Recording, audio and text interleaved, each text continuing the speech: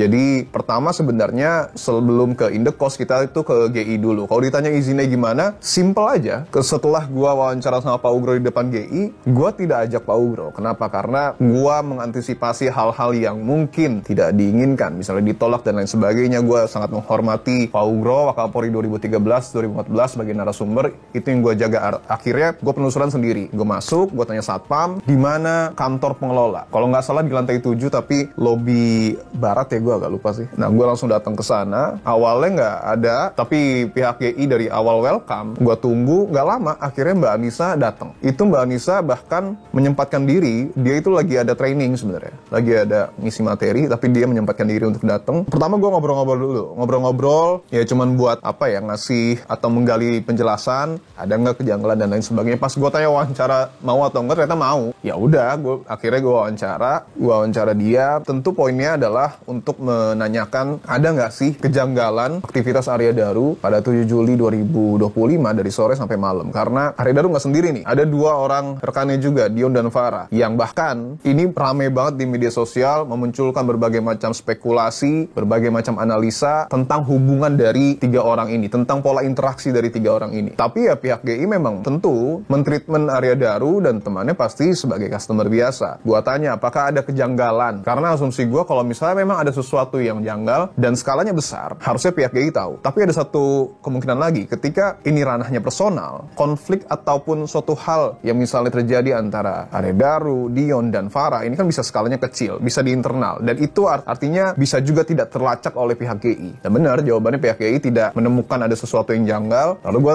juga kembangkan lagi, ada tidak pelaporan soal handphone yang hilang ataupun handphone yang mungkin ditemukan orang terus juga diberikan kepada pihak GI? Jawabannya nggak ada. Tidak ada lost and found yang diperoleh saat itu dari pihak GI. Artinya karena Arya Daru itu terakhir kalinya berkontak dengan istri di Mall Grand Indonesia dan HP nonaktif, kalau memang ada yang berasumsi hilang, seharusnya kan bisa saja ditemukan oleh pihak GI. Artinya apakah ini hanya dinonaktifkan dan dibawa Arya Daru atau mungkin dititipkan? Itu yang jadi pertanyaan kita bersama gitu. Karena tentu kalau kata narasumber gue sih, ini salah satu poin kunci ya. Poin kunci untuk mengungkap apa sih yang sebenarnya menjadi latar belakang peristiwa ini sampai terjadi. Gue sih percayanya polisi udah tahu di mana handphonenya. Ini menurut gue pribadi ya. Karena polisi kita hebat lah. Nggak mungkin nggak tahu sih kalau menurut gue. Dan semua motif menurut gue ya polisi sudah tahu tanpa melangkahi apapun. Tapi kalau menurut gue dengan melihat saintifik, ilmiah dan peralatan, semua instrumen polisi punya kok semua instrumen untuk mengungkap kasus ini. Nah, lanjut lagi ke GI ya, akhirnya setelah gue wawancara, gue konfirmasi juga apakah taksi yang dipakai oleh Arya Daru itu adalah taksi yang memang harus dipesan menggunakan handphone. Jawabannya enggak. Akhirnya karena gue pengen tahu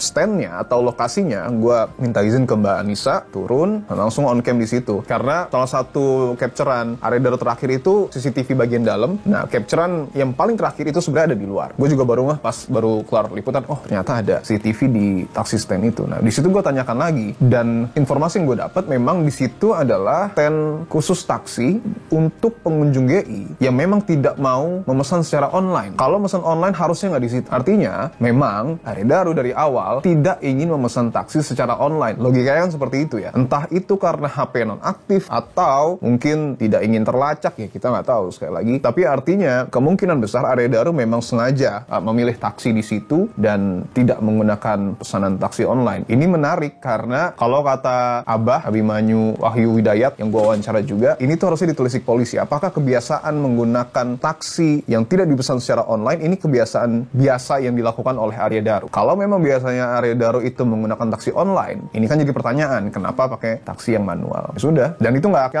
akan sulit untuk polisi melacak, apalagi di taksi stand itu hanya satu tenan, satu taksi lah, satu merek taksi yang beroperasi di situ, dan nggak akan sulit untuk misalnya mewawancarai supirnya atau mungkin pihak pengelola taksinya. Karena kan informasi yang beredar juga ketika Arya Daru naik taksi, keluar 5 menit, berubah haluan. Ada yang bilang mau ke bandara, tapi polisi kan bilangnya belum sampai kemana-mana, jalan 5 menit, akhirnya berubah haluan untuk menuju ke kantor Kementerian Luar Negeri.